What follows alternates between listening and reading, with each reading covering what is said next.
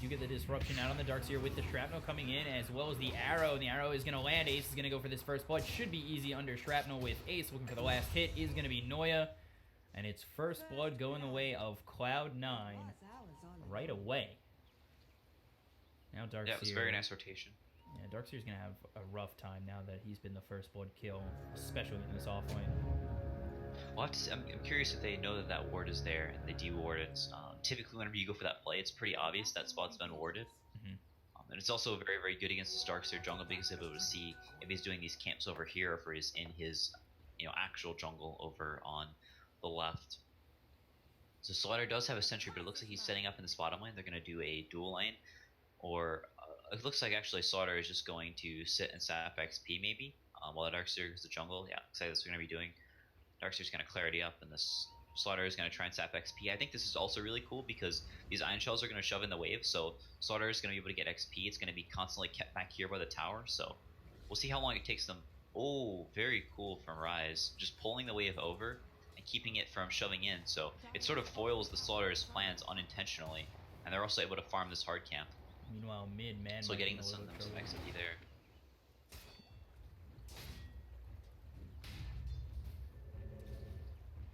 Alright.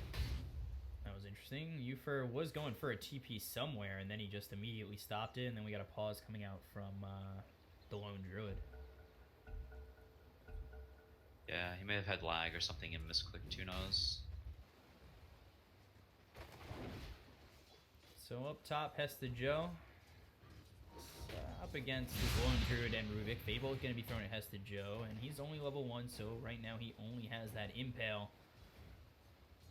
Maybe we see him go with the Spike Carapace second, and then we see a couple rotations come his way to get a couple of kills up top.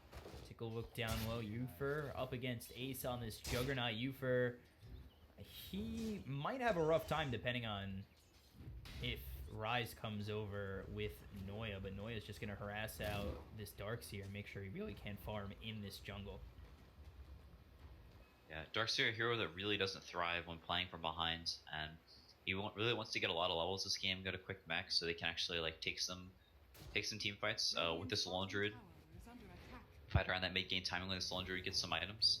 But I really like what Noya is doing, just chasing him around, arrowing his creeps, and sure maybe Yufer gets a couple of levels in the Slaughter, but at a certain point, the bottom will come back down. They'll probably look for a kill on this guy, or maybe even try and arrow mid from behind. But it looks like he may go for one now. He's in a pretty good position. It's very hard to dodge these arrows whenever they're coming from behind your tree line like this, but he may have got spotted there. I'm not sure. For the Darkseer, we saw Mag have such a good game, and to me it already looks like the complete opposite. Wow, that arrow hits from far away for Noya. They get the Shrapnel down on Mad. Noya not going to be there with any Starstorm, but they place another Shrapnel as the Astral Imprisonment comes out from their mid OD, and Mad might be in a little bit of trouble. He's going to eat that Fairy Fire, trying to stay alive, and will, as they find the kill on OD mid. So it took a lot to take down that OD, just the Mirana and the Sniper, all things considered, after he landed that pretty long-range arrow. Yeah, it was a very nice rotation for Noya. I think the OD maybe should have seen it coming because he was harassing that Darkseer, and they didn't see him rotate back down to the Slaughter down here. They did end up countering that ward, so they figured that he was there because they'd come through, so they got that deep ward. It was very nice.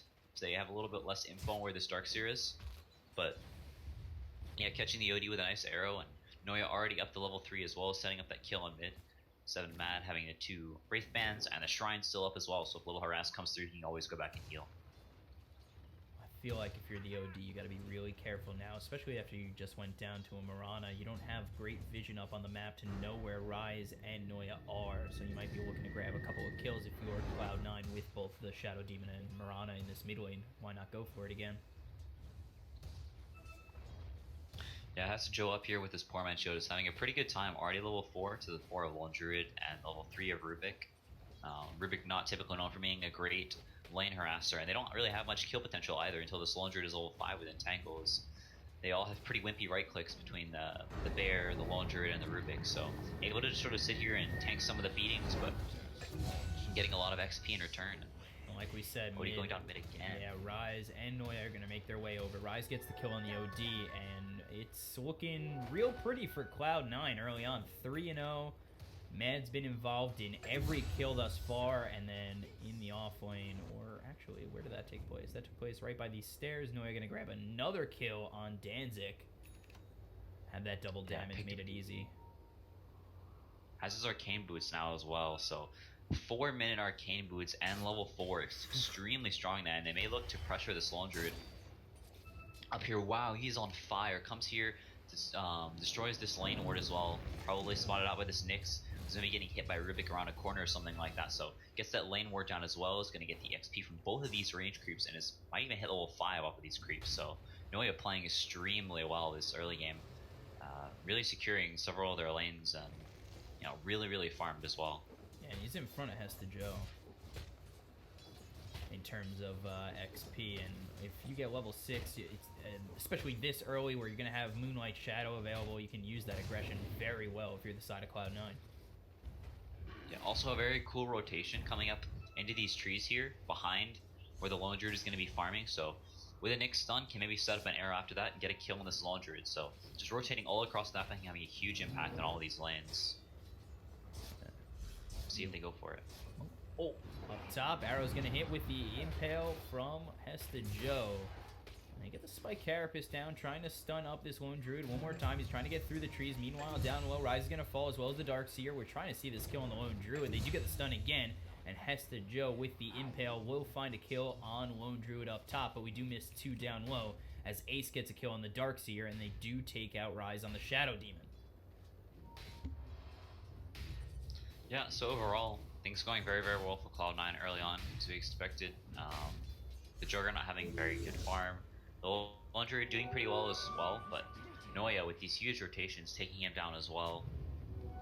And now maybe he's just going to walk back to mid and try for another arrow on the OD. Let's see.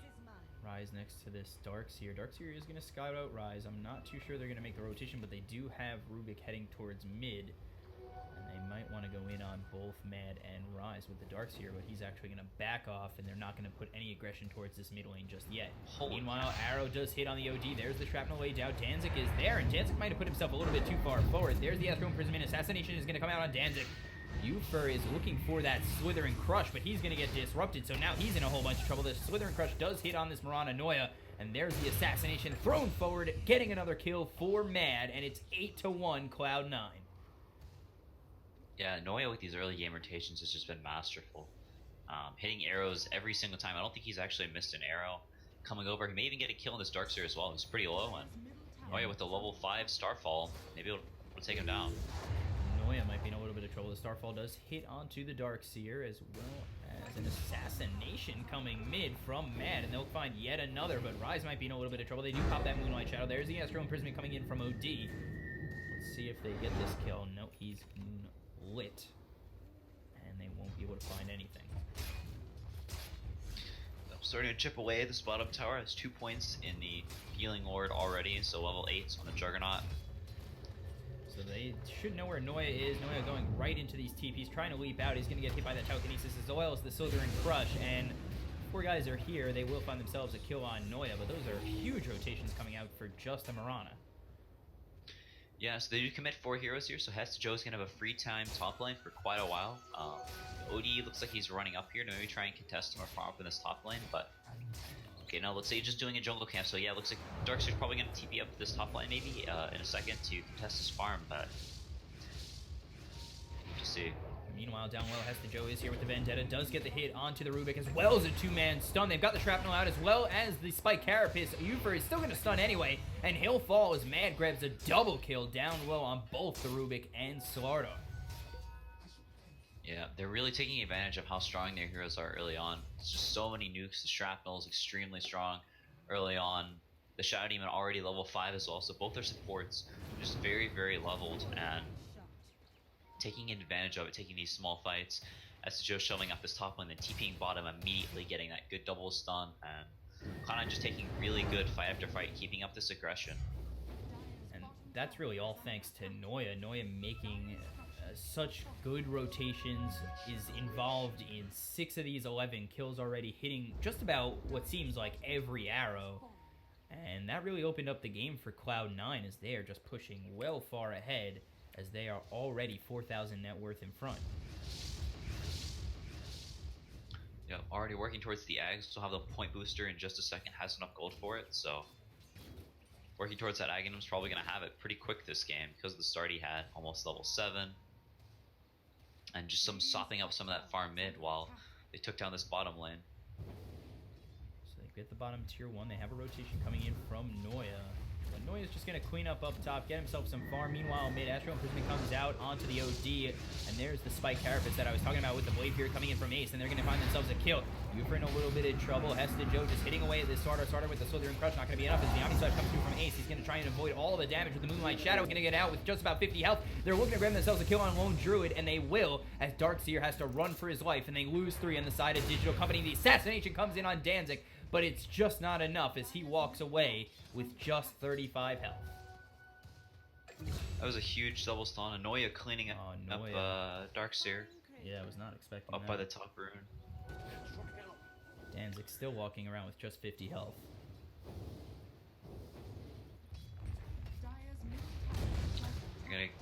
Not gonna miss the last one on that last tower, on the tower as well. So almost Maelstrom up onto the sniper, so it's gonna get that farming item up very, very nice and early. Gonna be able to get up to more items, and OD it just does not fare well against sniper whenever he's behind. DC really needed to at least have a decent landing stage so their cores could get online. The Slaughter could get a reasonably timed blink, Darkseer get a reasonable timed mech, and then they can actually take some mid-game fights, but Cloud9 taking advantage of that and just punishing them super hard early game, and just really getting super far ahead and not letting them get to those core items. And now Cloud9 with their advantage are going to be able to turbo farm and keep up the pressure. Yeah, Hesta Joe, he's finding a lot of vision with this Vendetta. He spotted out the OD by their shrine. Now he's looking towards their jungle where he might spot out this Lone Druid.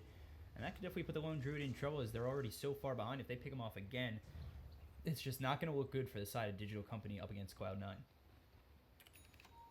They're already down 7,500 net worth, and it's just seeming like it's going to steamroll for Cloud9 over the side of Digital Company this far ahead. Yeah, they are setting up around this bottom tower, so I'm going to start chipping away at it, but the Juggernaut has his HOD creep moving down here to pull aggro off the tower, so going to slightly slow down their push, but it does get amped, so I don't think it'll matter too much. It looks like this tower will go down, and they're just going to trade for it. Doesn't even look like they're going for this top tier 2 too much. Of course, the creep wave just coming in. They're going to lose that tier 1 bottom in just a moment. We'll see if the rotations come out from Digital Company, as their tower is not even under half health just yet. Yeah, let's see. It's very, very hard to defend these towers, though, once Cloud9 is already set up. Also, they have heroes like Lone Druid and OD that really aren't great at just TPing in and fighting like that. So no real great setup heroes right now as the Slardar. If he's not already up there and doesn't have that blink, then there's not really a way they get up here and defend it. So C9 can take their sweet time as the sniper continues to just farm up. Killed a couple of those camps and gets the haste here. Now runs up here to make sure that they don't lose some fight as the OD TP's up. So DC positioning like maybe they want to take a fight here. Looks like they maybe want to smoke or something, but tower's about to fall, so a little bit too late. And they might actually spot this. OD's in a little bit of trouble, and Mad is going to find yet another kill on this OD. As Ace continues to farm up bottom. They're not really pressuring him at all. He's found himself just so much space, has that Helm of the Dominator as well as the phase boost. He's going towards that Manta style, and he should have it pretty quickly as he's almost up to that ulti orb, and he's not really getting bothered whatsoever. Yeah, it's going to be able to push in this bottom lanes.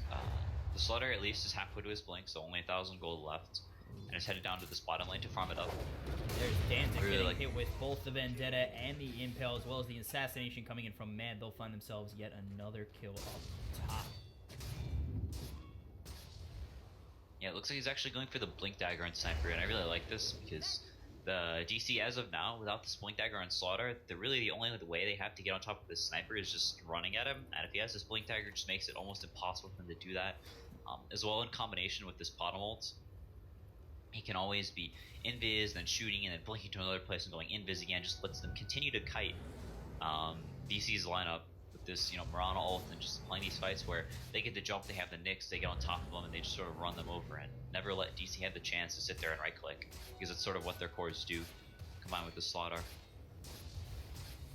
C9, they're just going to continue to put the pressure on to Digital Company. They've got 3 top net worth heroes right now, Sniper, Juggernaut, and Nyx respectively. They're up just about 10,000 net worth. They're continuing to push, keeping the aggression on, and it really puts Digital Company in a hard spot. And if you're this far back and this pressured, what's your game plan to really try and open up the map a little bit, find some farm, especially on your lone druid, and try and come back into this game down 10,000? I think they're pretty dependent on the slaughter getting his blink up. Until then, they just sort of have to play passive and try and not feed any kills away. Maybe try and find a pick up or 2. That is a really nice D ward they spot there, so they're not going to have vision behind this tier 2 tower. So as they push, it'll be a little bit harder to dive them or whatever. But there's the assassination blink with the impale, as well as the arrow to hit on OD. They should bring him down nicely. Here's the Omni Slash bouncing around the side of Digital Company. Just going to survive with that telekinesis coming out from the Rubik, but Rubik will fall. They're looking for something. Noya very low right now. He might actually go and drop to this Slardar, but it's not going to be the case as the assassination comes in onto the lone druid, and he's going to just TP out as Hesta Joe not going to get there in time with the impale. But they bring down 2. They lose none on the side of Cloud9, and now they work towards this tier 2 bottom. Yeah, the Slaughter got very, very lucky not dropping there, so immediately keeping the top and running up there, trying to finish this blink. He knows they really need to get that blink, so they may look for some sort of initiation and take these fights, but it's just very, very hard as they're about to lose their second T2 as C9 marches towards mid. Sniper with the blink as well as the Maelstrom now. It's just super mobile and does a lot of damage, all these lightning procs, and the attack speed from the 2 Wraith Bands and the treads. And they know this Sardar's up there. Hesta Joe, he's looking for some sort of vision onto this Sardar, trying to stop him from getting that Blink Dagger as soon as he can. But Hesta Joe, not too sure he knows that there's a Sentry Ward right around the corner. And now there's Ufer. He does spot him out. Danzig's here. He's going to blink away. He is amplified, but doesn't look like there's going to be any further push from Digital Company onto that Nyx. Yep, as Ace continues to just farm up bottom, push this lane in, and force people to rotate. Slaughter continuing to just run to these lanes. 300, 400 for Blink now, so almost there. They may look to make some play once that happens, but a lot of their cores are just so underfarmed that even if this Slaughter gets a Blink Dagger and is able to amp some target up, that it's going to take a while to kill. Noya with the Aghanims now as well, so all these heroes are just going to keep shoving in these lanes and getting off the map and just being really, really scary and hard for DC to deal with.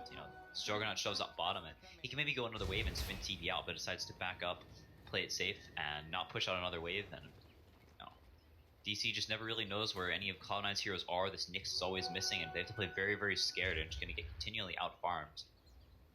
Hesta Joe gonna spot Ufer at under half health, but Ufer's just gonna back off, and it looks as though he's just granting his team a solid amount of vision if they want to come in on this lone druid, and that would be a solid kill for them, which is what they need, and they'll actually use that Vendetta hit to kill the courier. Meanwhile, they get the stun on too. There's the assassination to come in on lone druid, and nothing more to follow just yet as C9, they're still coming into place. Lone Druid had to resummon his bear, would have gotten killed, so doesn't have another bear summon for 120. So sort of the Lone Druid's only source of lockdown is this route. While he tries to get right clicks in, it's on the line here, so if he does go down, he won't be near as useful for that period of time. Here's the smoke play from Digital Company. They're going to spot Hesta Joe, but Hesta Joe hits the stun instead. There's the arrow follow-up. Spike Carapace is popped by Hesta Joe. They're going to get their first kill on Ufer. There's the Sanity's Eclipse, not really doing all too much. It does drain a little bit of mana. They're going to get the kill on Danzig from Ace. And now they're looking for more. OD might be a little bit too far out as he gets hit by that Omni Slash, and he's going to fall.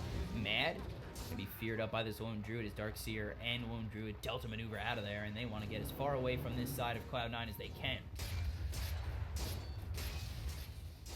Yeah, like we talked about, the Lone Druid's bear does go down, so no bear for 60 seconds, and C9 still with the healing ward up, and the Manta coming once he uses the curry and gets the ulti over from the side chop, so they may actually chip away at this high ground some, while the OD is dead for 15 seconds still. Without that bear, and they should know it's down again, they should be maybe look to push this tier 3 in completely, but it looks as though they're just going to back off and farm a little bit more. Yeah, almost has the Hurricane Pike now on the Sniper as well, so going the 4-step first in this Hurricane Pike, I actually like a lot. Doesn't necessarily need the range of the stats, because if he gets jumped, then it may be likely that he actually dies. He has a Shadow Demon to save him if he does get jumped, so just staying super duper mobile, always able to stay on top of this OD, keep peeping him from as far away as possible, and this OD is just never really to get hits off in these fights. They have too much disable, too much save, healing ward, and they have so much damage. This OD is never really able to stand and fight with only the 4-step and the Ogre Club right now, as well as the Tread, so not even able to go for that Midas build up that most people like to do this patch. I mean, he's also putting himself in a little bit of a bad situation as he walked into those trees, knowing it seemed like that Cloud9 was all there. Yeah, they're sort of in a desperate situation. They do have the Blink on Slaughter now, so finally have to that, but when Cloud9 is set up in towers like this, there's no real way for them to fight them. They walk up, and people get disrupted, they just get peeped down by a sniper, because they have vision behind these towers. They're just going to look to bring down this tier 2, then head over towards the shrine, and just make it impossible for Digital Company to really leave their base. It's all desperation mode for Digital Company, down 20,000 net worth, 15,000 experience, and they will see that Roche is up, and with the double damage coming out on Ace, this should be an easy one. And there's, in my mind, no way that Digital Company should come over and try and contest this. Yeah, they would like to have the option to, but the place they're at, Slaughter pushing in bottom lane, this DD who's going to go extremely fast, and DC doesn't even know where they are. They only have this one ward near the bottom river, so they don't know if they're just jungling, or if they're farming Ancients, or if they're doing Roshan or what, so it's just too risky to move into that area. There's no real way for them to get out there, and they only have really one mobile hero in the Slaughter. The Mulder and the OD just sort of have to walk over, so very, very difficult to contest that area of the map. Yes, they will grab this first shrine with ease, as Ace has that Manta style finished and ready, and looking for a Mjolnir next. Radiant's bottom tower is under attack.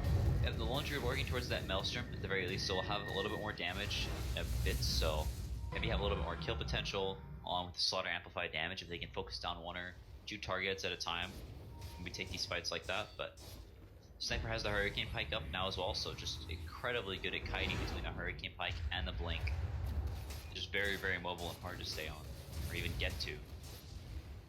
You compare their net worths, just Ace, he's at 14,000 net worth compared to the half the net worth which is on this lone Druid. It just, you try to think, what can Digital Company do? But when your top guy has half the net worth of the top guy at Cloud9, it's just like, in my mind, I feel like you can't think of anything to really do except trying to extend the game with a high ground defense. Yeah, trying to get up as much farm as you can. This OD is going to work towards a BKB, so it'll keep the Nyx assassin off of them at least for a little bit. We'll keep the Bottoms burst off of them.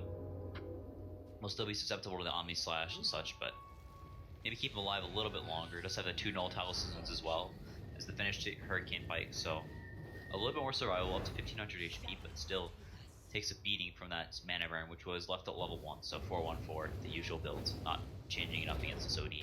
There's the rotation from Heston. Joe is going to get that stun with the arrow coming in from Noya. Starstorm comes through, and that's going to be the Astral Imprisonment, just extending the inevitability of him going down, and he will do so as Heston Joe gets yet another.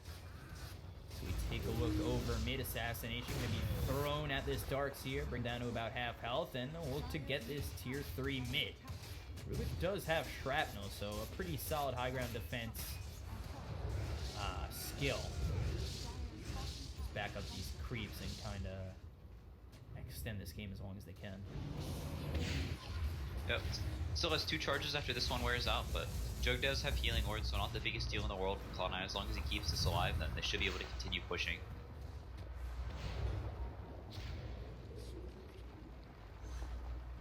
I really like this word from Digital, Digital something. From DC, putting this word on the front of the towers, they see really, really far out. They can see where they are, maybe try and snipe the healing ward that way, make sure they aren't getting jumped by some Mirana, or have the opportunity to jump the sniper with this vision. There's Noya trying to boink in. He's going to get hit by that telekinesis. There's the Astro Prism with the vacuum wall coming out on 2. They've already got themselves down. Noya, and now it looks as though the Omni Slash is going to fly through on the side of Digital Company. They've brought down 2, and now they're looking for more. Ace is going to have to back off as he's really low on the health. And earned and disrupted. A little bit of safety, but Hesta Joe does get the stun out on the OD. Ufer was looking for that Slithering Crush, but might have put himself a little bit too far out as Mad is just sniping him away. They've got the bear, trying to get a couple of kills here. They've already brought down Noya, and there's the assassination stolen by Danzig to kill Mad for 1,500 gold. Yeah, it's unfortunate that he had the buyback gold penalty. He would have a blink right now, so only got, was it half of it or something like that? So not near as beneficial. More as the OD gets the Astro Imprisonment out onto Ace. Ace might be looking to fight. Meanwhile, on the back end, Rise gets kill on Ufer. Ace is trying to get this kill on Danzig and will. Now he's feared up, running away from the side of Digital Company, but he turns around and he's trying to find maybe to finish this game. Get a couple more kills onto Digital Company. There's the Spike Carapace. There's the kill on OD. Ace in a bit of trouble, but there is the disruption. Ace still staying alive, going to try and get this bear, and just gets away with about 190 health, and that would have been no bear for 75 seconds. Yeah, they do put the healing ward down. Any of those heroes are really able to move up into their ranks to take down the healing ward, so they're going to get this Rax basically uncontested after what looked like a pretty good fight originally by Digital Company, but overextended just a tad. And Joe with a super nice carapace on the Astral. I'm not sure why OD Astral that creep, but it gave the next away to chase him down. So Astral the creep, carapace the Astral, and then link forwarding got the 2-man stun on the Lone Druid as well to stop him from right-clicking in. And Joe's really been on fire with these 2-man stuns, but hitting like 3 or 4 while game long. It's pretty huge. Has the Aether Lens as well, so not going for that the build that we saw Nyx go for previously in the last series. Going from much more of a fighting build, going for the Blink and the Aether Lens, just trying to get really active, hit these multiple man stuns. Cloud9, they're continuing to look to push. They really don't want to take their foot off the pedal in terms of pressure. That was a hard line for me, but they're just trying to keep the pressure on Digital Company, and they do see that they know they're up 30,000 net worth and 20,000 experience. They can keep the pressure on and make it very hard for Digital Company to really expect to take this game. So Danzig, he's going to get caught out. That's 1 kill going the way of Cloud9, and now it's 5v4. No buyback on that Rubik either. Taking this mid set of racks, they're still sitting real close by in the jungle of Digital Company. And they'll continue to push this top lane, eventually going for the tier 3 tower and racks, but it will be a slow siege with the Shadow Demon disruption on both the Sniper and the Juggernaut. Yeah, the Jug, it looks like it actually got an Illusion Rune, so it's pushing in the bottom lane with the Illusion Rune the whole time. So OD had actually TP down the bottom lane to kill those Illusions, so we'll have to walk a little bit to top, maybe able to get some chip damage in because of that. Oh, the bear very low. It does have another bear, so not the biggest deal. Potem in the meanwhile has picked up a Yules and a gem, so has some more setup, as well as gonna keep all the Digital Company's vision basically non-existent, so they see everything and DC sees nothing. It seems at this point the bear is really just there to eat arrows for the rest of the team. Not doing really all too much with that bear. It's died so many times. This Lone Druid back at about 9,800 net worth compared to the 17,000 net worth of a Juggernaut. He's really not doing too much. There's the Blink, Slither and Crush with the vacuum, all going to be off the mark. There's the Sanity's Eclipse. Hesta Joe's going to be in a little bit of trouble. He's going to pop that Spike Carapace. They get the Omni Slash out. They're going to kill the Darks here, and they're looking for more. They're looking to kill this Rubik. It's a double kill for Ace. Now OD, he's caught out of the base. There's the Demonic Purge is coming through with the Blade Fury, and Killfall as well. It's a triple kill for Ace, and C9 lose none. And there's the GG call by Digital Company. C9 take this game with ease. 32-4, up 40,000 net worth, and we will be back with game 2 between these two teams in just a moment. So, easy win for Cloud9. I mean, any thoughts on what Digital Company can bring to the next game to try and turn it around? I just think they need to, much more solid early game. They never really had a chance to play the way they wanted to this game because the early game was just so disastrous. Noya with some amazing rotations, so maybe work on that. come back to the next game with a stronger early game draft, able to start off on an upper foot so they can actually, take this game or, have a shot to play the game they want to play. All right, and with that, we'll be back in just a moment. I'm your caster, BCop, on Twitter at BCop92, and I am joined by CCNC, and on Twitter he is at CCNC Dota 2. We'll be back in just a moment.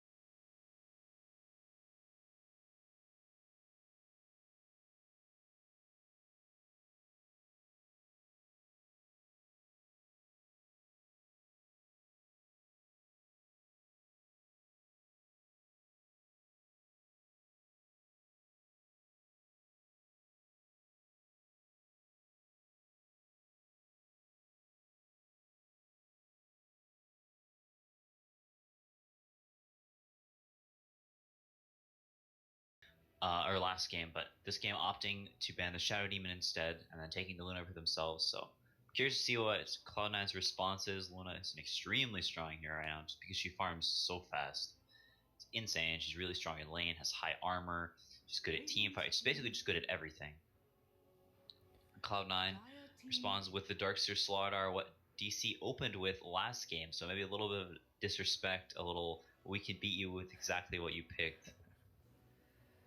Yeah, I mean, Swardar, again, it doesn't look as though he's going to be in that off lane, as they've already picked up the Darkseer. He's probably going to sit in that 4 spot, just like we saw him try to do for Digital Company in the last game.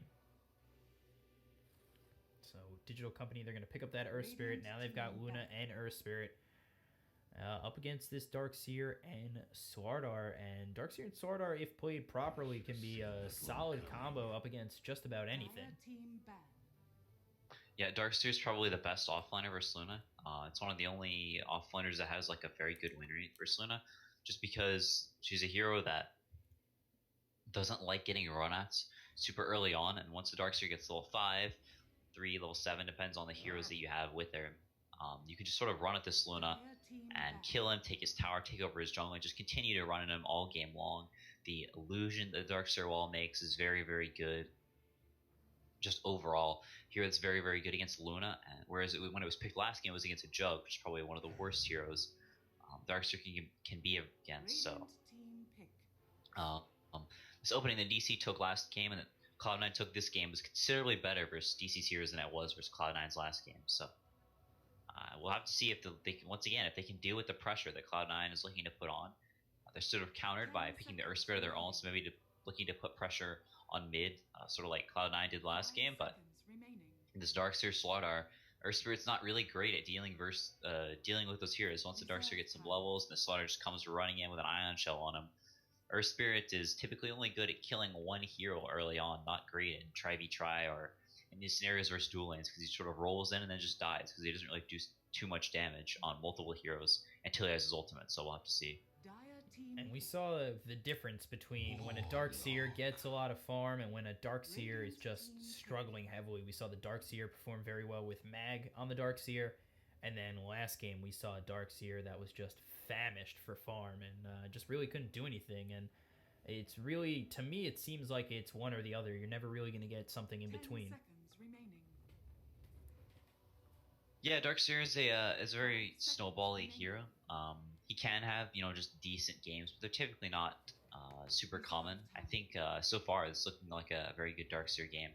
DC have some extremely good teamfight between Warlock, Earth Spirit, and Luna. It's a ton of teamfight damage, but on the flip side, it's also a very, very weak lane as far as control goes, and they really don't have a way to stop Cloud9's heroes from running at them. So if Cloud9 does get a head start and just keeps this train rolling, I don't know if DC can really stop it, because other than taking these big team fights with Magnetize and Fatal Bombs and the Rocket Clips, they have no save between those two supports. It's all aggressive. They have the heal with Warlock, which can be defensive, but quite often is not, and Cloud9 go for the Terrorblade. That's a pretty solid pick. Darkseer, Vacuum Wall, Terrorblade, just really Metamorphosis to clean it up. And then, when you get a good Vacuum, Slither Crush, like I said earlier, that now with a Terrorblade, it seems like it's solid team fight in comparison to what Digital Companies bring into the table, and they bring a lot. So. Yeah, the Dazzle Terrorblade makes the Terrorblade extremely tanky. With all this team fight with the Fatal Bonds and such, you can always grave this TB, and then he can always get off this Sunder, so it's very, very good there. Looks like they're going to run the Jug mid versus the TB. Interesting. With the Slaughter amplified damage as well, it gives them just a whole lot of damage, and now they have all this team fight, this AoE stun on the Slaughter combined with the Vacuum Wall, and then this Dazzle, the heal, and keeping the Terrorblade alive as well. So while the Darkseer Slaughter runs at this offlane, potentially with the Dazzle as well, the Dazzle keeps Terrorblade alive, make sure this bottom lane goes well, and just letting this Terrorblade chill and farm, get a couple items, and then walk down their lanes looks to be what Cloud9's plan is so far. But I kind of worry for the safe lane once again. They can deal with this, if they can deal with this Darkseer Slaughter or not. You think Cloud9 might go back to that sniper mid? They could. It's not great versus like Earth Spirit Warlock. It's a lot of team fight. It's also very far range. You can get rocked from kind of ways away. Sniper's also very bad versus Jug in the lane. He just kind of gets, or he's not very bad, but the Jug has a decent time there and can sort of outlast hit him. Yeah, okay, so did he go for the Ursa? Another hero that 7 Mad likes to play and just sort of massacres this Jug in lane. Once again, sort of fitting into Cloud9 style of they really like to be ahead early and they like to snowball. Ursa, a hero that works very well with the Darkseer, so another sort of run at you hero against this Luna.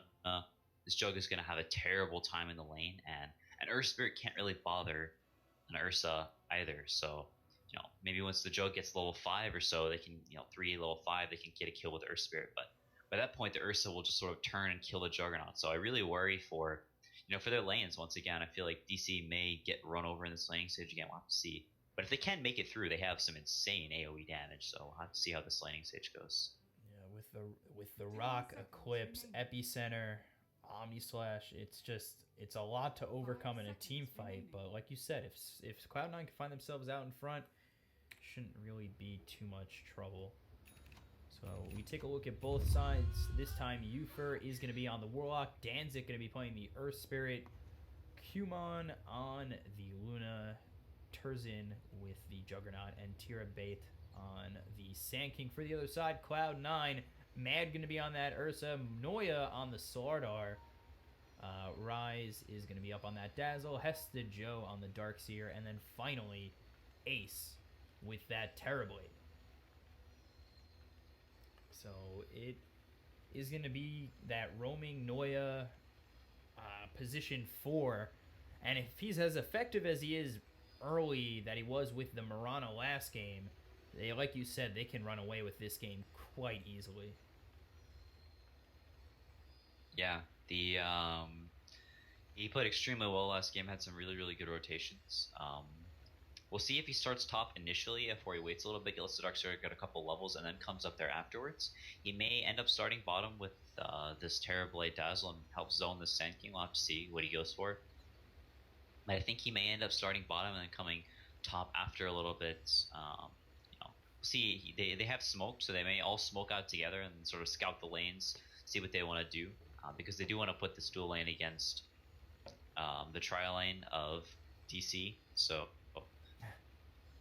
scouting out if DC tries to do some shenanigans and switch the lanes, they will find out and choose their lanes accordingly. So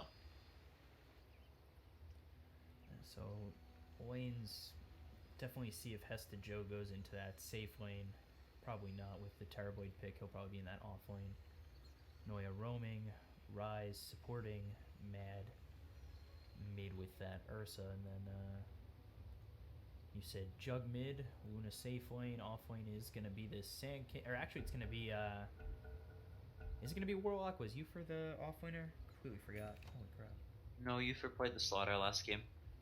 Yeah, so it is gonna be the Warlock off lane unless they switch up their positions. No, the Slaughter was support last game. It was Darkseer. Oh yeah. That's right. Thank you. It's my short-term memory loss shows itself. So right away, just some smoke, some wards. Get a nice sentry up here, and then both put observer wards up by this Roche Pit River area. But no aggression this time around from C9 like last game. Yeah, it looks like they're all sort of positioning up near this top lane. I wonder if they're going to go for some sort of an aggressive tri-lane or not. It looks like they're actually going to start the Darkseer in the jungle and have the Slaughter start up in this top lane. I actually like that play a lot because the Darkseer will be able to get super fast to level 5 and then come to this top lane with the Slaughter. The Slaughter will have level 3, level 4, so he'll have the 2 points in sprint, or even 3 points in sprint, and just be able to run this Luna down. But it looks like they're actually putting the Luna mid, so the Juggernaut can deal with the aggression from the Slaughter and the Darkseer, and the Luna will have a much better matchup against this Ursa than the Juggernaut would. And I actually really like this lane switch up. It's really cool, and it's it's unexpected, but they saw it with this ward because they smoked out and got the ward there, so they know that this Juggernaut is top and the Luna is mid. So We'll see if this Dazzle maybe comes mid a little bit earlier, or if they just play the lanes out like it is. You think Ursa's going to have a worse time up against this Luna now that they've made the switch? Especially with Earth Spirit coming around the bend, could have that rolling boulder, making it really hard for Mad to just stay in there and probably harass him out of lane, right? Yeah, the Luna will have a much better time than the Juggler would have in this lane. The Earth Spirit sapping XP from Hess to Joe. And if this Luna can get some right clicks in on this Ursa, harass him a little bit, the roll comes in, they even have some kill potential. Because the Luna does right click for so much. 72 already at level 1. Danzig's actually going to come in with the rolling boulder on Hess to Joe. I don't think he's going to be able to get this kill, especially with the shrine there, but he doesn't even activate it knowing that Danzig's already run away. And there's the Ion Shell on those creeps. They've brought over Noya. Now Danzig might be the one who's in a little bit of trouble. He does have rolling boulder to get out, but it doesn't look as though Noya is going to be able to get that Slithering Crush out. And even if he does, he'll probably just rolling boulder away. And Danzig's actually sticking around. He might be looking to grab himself a kill on Hesta Joe if he's not too careful. And he will shrine up, heal himself back up, and now maybe Danzig might be the one who's in trouble. He does get that last hit, and now Hesta Joe is here. He does have Surge. There's the rolling boulder. Right over this ancient camp. He'll be able to find himself a bit of an escape and walks over towards Mad. And the Lucent Beam does not hit on Mad. And now it looks as though Danzig might be in trouble as Mad's coming over. The creep is just blocking him as Lucent Beam is available if they need it. And there's the rolling boulder out by Danzig. Yeah, this Luna going first item boots, so actually able to stay out of the Ursa's range. Ursa going for Windlace, Stout Shield starting, and then getting the Oob afterwards. So able to keep on top of all these heroes really, really easily with the slow, as well as the extra movement speed from the early Windlace. Another cool build. So able to try his best to punish this Luna, and the Earth Spirit, while he had a decent first couple of first minute or so, pressuring the Starkster hasn't really done too much sense. And still level 1 is going to go pick up this bounty rune. So that's nice for him, but Sand King just trying to harass this Dazzle Rise. Not really doing too much. He does bring the Dazzle a bit low. Both use their shrines, so no shrines down low for either team. There's no shrine up top for the side of Cloud9, and they still have the shrine for Digital Company, which is pretty good for this Luna. Just back off for a split second and could just use that shrine to get back into lane. Lanes don't seem like there's any huge aggression coming out from either side just yet. Yeah, Ace may go down bottom, looks like he will. While I say that, down low, we just catch the last bit of it as Ace falls to the Sand King. They get the rolling boulder in on Rise. Rise trying to get a kill on Sand King. One more shot should do it, and it does. The Burrow Strike comes out on Rise. Rise has to run away. We do get a pause coming out from the Warlock. Yeah, the Sand King is having a really, really good time down in this bottom lane, getting the kill on the Terrorblade. Terrorblade, not in the worst position ever, comes back to lane, still has 7 tangos, has boots, has permanent shield, so he's not in the worst position ever. The Sand King only with 1 last hit as well, so he is level 3, and did get that kill, but not in the best position of all time. Has the Stout Shield, no boots yet, can buy the boots, but will come to this lane probably with very little regen, and the shrine has already been used, so not going to be able to super sustain here, and also a very large creep wave, so the Terrorblade's going to get it to level 4, maybe even close to 5 after this wave. So still in a decent position, even whenever the Sand King comes back. So Slithering Crush comes out on the Jug. Ufer not really doing too much. They will just back off. Noya going to use that clarity, only sitting at level 2. As we take a look over at Mad, who's just about level 5, and then the Luna across the way is at about the same spot. So no huge rotations on the mid lane. You think the Earth Spirit starts to come mid now that both of them are a little bit higher level, or does this benefit Ursa for the Earth Spirit to come in? They can try a rotation. It's kind of hard because Ursa does have Salve still, and the Luna going Aqua, not obviously not a bottle buyer, so isn't going to have very much mana regen, so it doesn't have the mana right now to use any more Lucent Beams. They still have the Shrine, so we can use that and have the mana, so they may rotate after this Earth Spirit heals, try and come and kill this mid lane, but the pressure's starting to mount top. Once again, it is a Warlock Juggernaut, so a lot of heals. You can actually keep this hero up. It's not like a Luna that's easy to run at, but Looks like the Earth Spirit's gonna come to top and try and make a play onto Hesta Joe. And they are going to miss that rolling boulder on Hesta Joe. Fatal Bonds is there, but not really doing too much. Noya going to avoid the stun from Danzig, who's got that double damage still, but both of them are able to just walk away from the rotation coming in from the Earth Spirit. And, I mean, that's really not what you want if you're a digital company. You want to be able to kind of strike down this Darkseer. Now they look to get Noya. They do get the rolling boulder out with the Void Fury and the stun to follow up from Danzig, but he's got that sprint. He's trying to get away with the Fatal Bonds. Is it going to be enough? And it will. So Ufer does get a kill on the Slardar. It's now 2-1 in favor of Digital Company. Yep, all the meanwhile, the Sand King is sapping XP bottom. Not getting very many last hits, only 5 compared to the Darkseer's 22. While some of those are jungle creeps, the Darkseer definitely having more farm than this Sand King, but in similar positions. The Luna having a pretty good start in this mid lane. This lane switch is really, really benefiting Digital Company, and if they didn't do that lane switch, I think they would be in a pretty rough position. This Slaughter Darkseer would be really able to punish this Luna, but as is, the Luna is having a good time versus Ursa, breaking even, and if Ursa's breaking even, if he's not ahead, then he's really not in the kind of position he wants to be in, because once Digital Company gets some of their items online, gets like levels on all their supports, gets their level 6s, then this Ursa is gonna have a hard time actually locking onto heroes in these fights, as they just have so much AoE damage. They have the rock for control, they have this healing aura, they just have all this AoE damage. Epicenter comes into play, clips. So Rise kind of taking over mid, just trying to get himself up to level 6. Meanwhile, Mad's going to move over to the jungle. He's going to grab this bounty and refill that bottle of 2 spots and just try and get himself a little bit of farm as he looks down low, and it's a regen for the Luna.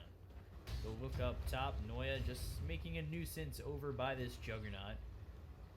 Do have the Ion Shell on Noya, and they do have Surge if they do choose to go in on this Juggernaut, but I don't think they will. And then down low, Ufer has made his way over with Danzig. They do have the Sand King. They're ready to go in on Ace. There's the rolling boulder forward. It's not going to hit the mark, and now they're looking for the Vertical Strike. There it is. And now they've got Ufer, but he doesn't have the rock. There's Shadow Word placed on Ace, as well as the Fatal Bonds. He does use that Metamorphosis, and it will be the Shallow Grave to keep him alive for now. Not going to outlast the Fatal Bond, so that Metamorphosis is down, and they don't really get anything out of it. Meanwhile, up top, we take a look over at Noya's trying to go in on this Juggernaut. They're not going to find themselves a Slither and Crush with the Ion Shell. Dire's top tower is under attack. Yep, so they got a nice kill on the Terrorblade, shutting him down. He's going for that HOD, so probably be going HOD into Boost Travel Man to typical items, but Hesta Joe up top. He's going to go down to the Omni Slash of Cumin. Cumin? Cumin? I don't know. I don't know. Maybe. They do get the kill nonetheless, and it is out on that Darkseer, and this is really what Digital Company needed. They need this turnaround game. They need to get their... Well, I'm blanking on the word. They need their momentum to stay forward with them if they want to win this series. Now, this Terrorblade is sort of trapped on bottom. He knows the Sand King is still here. The Luna's pushing up so far, but looks like they're going to try and punish that and get a kill on the Luna. But Spidey senses a tingling, backs off just at the right time, and now Slaughter's TP's down, not really getting a kill off of that. And meanwhile, mid, Rise is going to get hit by that rolling boulder and the Lucent Beam. He's going to get stunned up by Danzig. He's going to use that Shell Grave to try and get out. Here comes the Eclipse. Not even going to get a kill on that. Dazzle TP's out, and that's a pretty big ulti down for the side of Digital Company, and that's a sloppy play that you can't really have if you want to keep the pressure on Cloud9. yeah, I don't think it's too big of an issue though. The Luna's just going to continue to farm. Chill. Sort of the issue with mid Luna though is this phase right around here where she really, really wishes she had some safer farm to clean out, because she's still not very strong. She can't sustain herself. She doesn't really go bottle. So now she uses Aquila and Windlace, and she's trying to work towards the Dragonlance, but she can't really stay in this lane, or this Ursa is constantly going to be threatening it. He just missteps just a little bit, gets in range of a clap, and then he just dies. So really not the most advantageous position for Luna. The lane switch up has like done very well for them so far, but this Ursa is going to continue to get very, very farmed, and the Luna is going to have a hard time actually getting up items this game, I think. While it may, so this Jug is going to have to pick up a lot of the slack that this Luna is going to be leaving because of sort of the unfortunate laning setup they had to go for, even though it's working for them so far.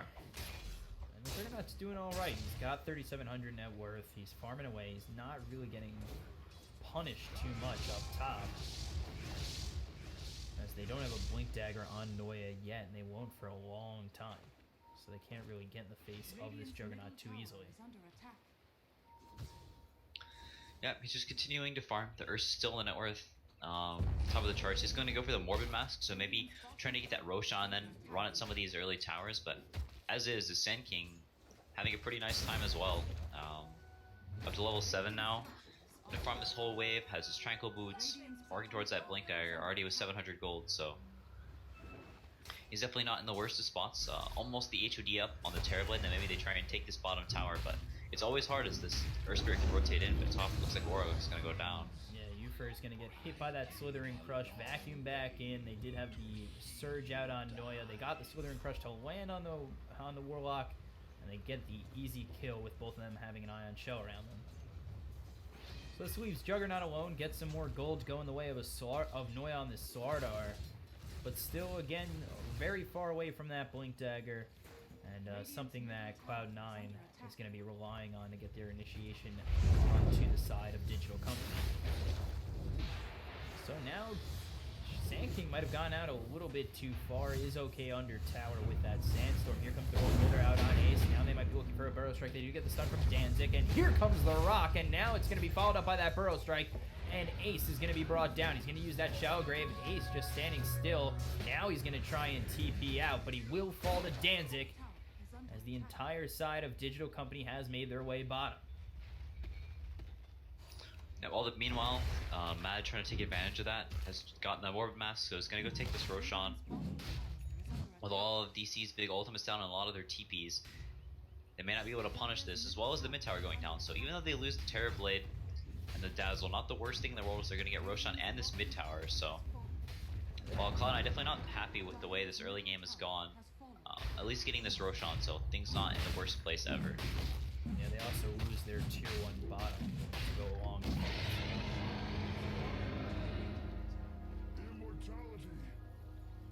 Some good gold going the way of Cloud9. Meanwhile, AC's moved his way up top. He wants to get some more farm and possibly push this tier 1 tower down. He's got his team behind him, ready to kind of defend him as he's been brought down 3 times. Yeah, they're just going to continue farming up towards this Blink Dagger, and once he has that, that's sort of their go time, where they're just going to put the Ion Shell on the Ursa, put the Ion Shell on the Slaughter, and they're going to run at people with the Slaughter level 7 now, so 3 points into sprint, as well as the Amplify damage skilled up. And, you know, Ursa only 700 gold away from his Blink now, so Terrorblade has the HOD getting up to the treads, and they're just going to have some very, very strong push, and they're going to try and run at DC and kill them before they can get these big ultimates off. Luna trying to get a solo kill and has to Joey here, but very, very fast. Almost used the Eclipse, but did cancel it before it came off, so Now we can see this Luna still sort of struggling in net worth. They're getting Noya to come around. They're looking for that Slithering Crush. Doesn't want to get too close. Knows Boosting Beam is available. They're actually not going to go in for this. I thought Noya was going to commit, but he's just going to let him back off. Yeah, if he went in for the stun, he could have got Eclipse and beamed, then just got a kill, and the Luna walked away. So smart decision not risking it.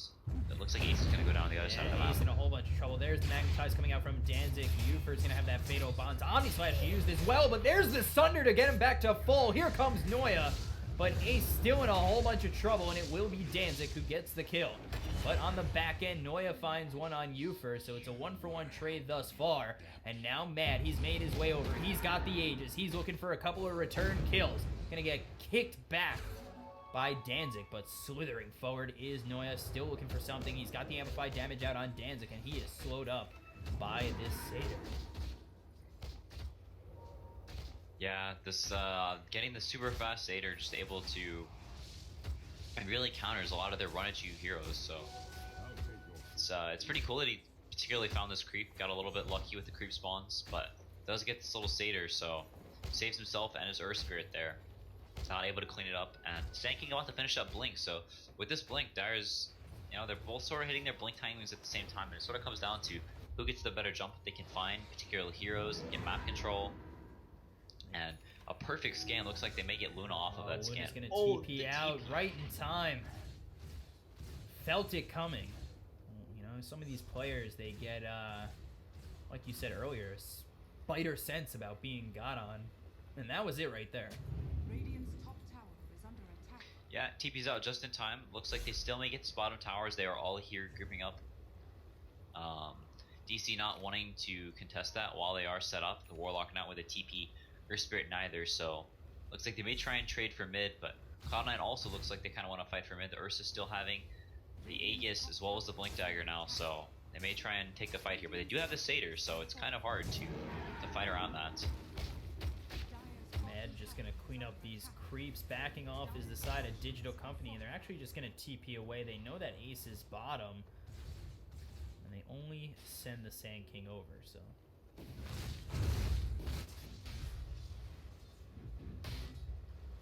Yep, Sand King does have his Blink now, has a TP coming over as well, so Cloud9 is definitely the ones to feel pressure here, I think. Digital Company is very, very fine with this Luna just calming, just chilling and farming up the Manta, farming up BKB. Cloud9 are definitely the ones pressured to take these fights, but if DC sees a good fight, a good opportunity, they aren't scared to take the fight because they do have such strong team fight like we talked about in the draft. But Cloud9 are definitely the ones pressured, I think, to do stuff. Yeah, they might be looking for it right now. They've got Earth Spirit as well as Sand King waiting in the wing, but I feel like C9 kind of can feel that, and they do back off from this tier 1 bottom. Yeah, they push in this mid lane and they see no one's pushing it out, so pretty obvious they're making some move, and as they're all bottom, it's likely that DC is bottom as well. What's the lead right now? It's actually a 1,500 net worth lead for C9. In terms of experience, though, it's 1,500 in favor of Digital Company. So it's a pretty even game thus far. It does look as though that Digital Company seem to be ahead just because of, I guess, their kills and their aggression. And I feel like with the Blink Dagger coming out on Sand King, it might be their moment to kind of do something here. But you never know. C9 can always just turn around to fight, and it will be right into C9's hands this game.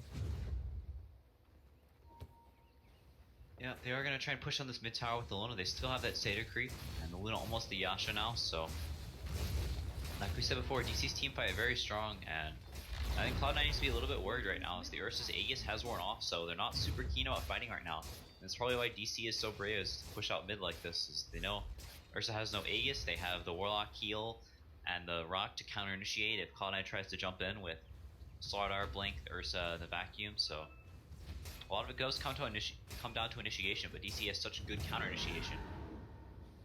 Very, very hard for Cloud9 to take these fights as DC just pushes in, but like we said before, they're not in a hurry. They're fine with, you know, forcing everyone back to defend this tower, and then now they've seen every hero, they know that they're down on TPs, they can go back and they can farm waves, so they can continue to stick together. The choice is up to them. Just need to be careful they don't get picked apart by the Slaughter Ursa jumping one hero at a time.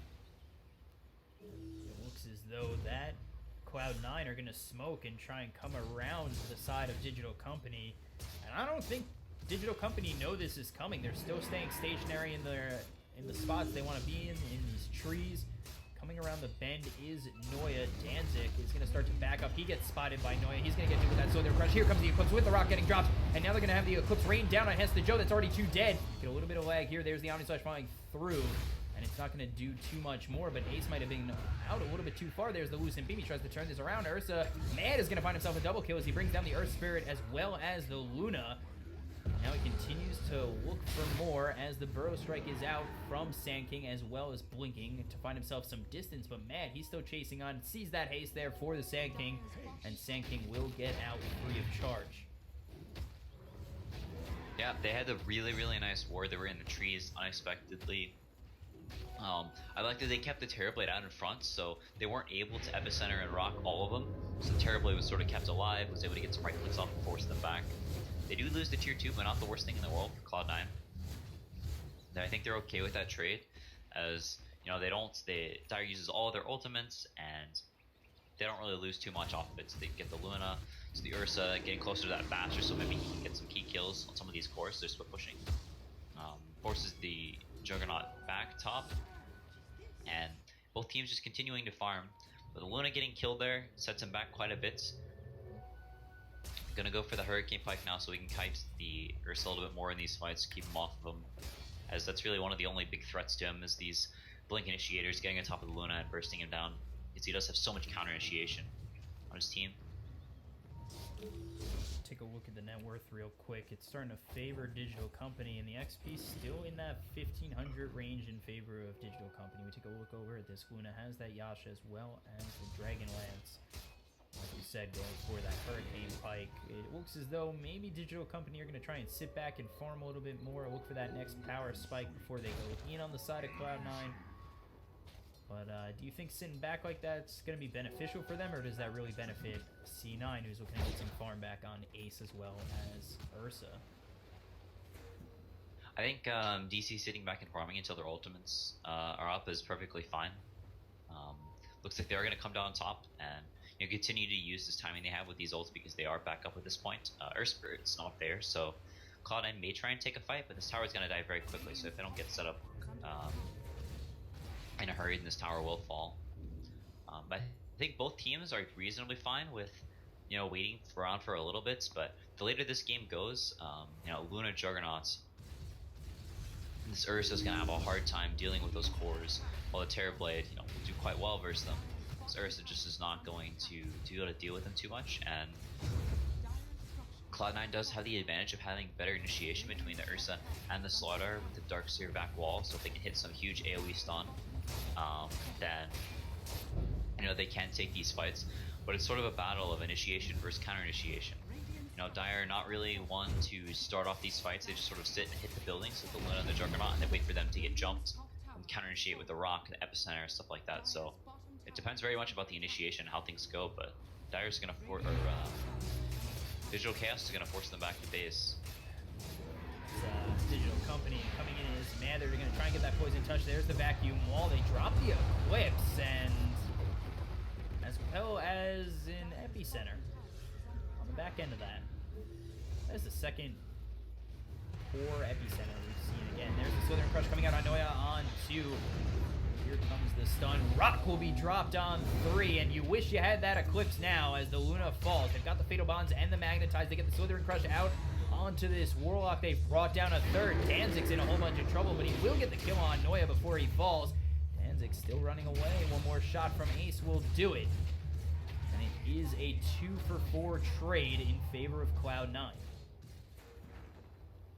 Yeah, and the Juggernaut died solo to Ace as well down bottom, and the tier 3 falls. So Cloud9 definitely very, very happy with that. And they wasted the Epicenter. They went in, they were forced to back out, the Juggernaut TP'd out, and they all just sort of got stranded. Ursa surged in, chased them down, and got several cleanup kills, and now off of that they're going to get Roche as well, very fortuitous spawn time. And overall, just a very, very fortunate turn of events for Cloud9.